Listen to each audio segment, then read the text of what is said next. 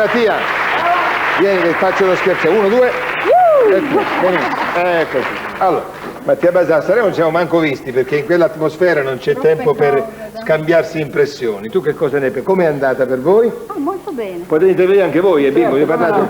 Allora. È andata molto bene, è stata una settimana abbastanza rilassante per noi, Sì. perché non ci siamo affaticati molto. Eravate molto serene, vi ho visto molto serene. È stata una bella settimana con un buon esito da parte della critica e del pubblico, per cui è andata molto Poi bene. le vostre canzoni abbisognano di un ascolto, cioè non è che si prendano immediatamente, perché sono canzoni che hanno questa atmosfera particolare, poi avete scoperto questo gusto retro che è molto carino, no?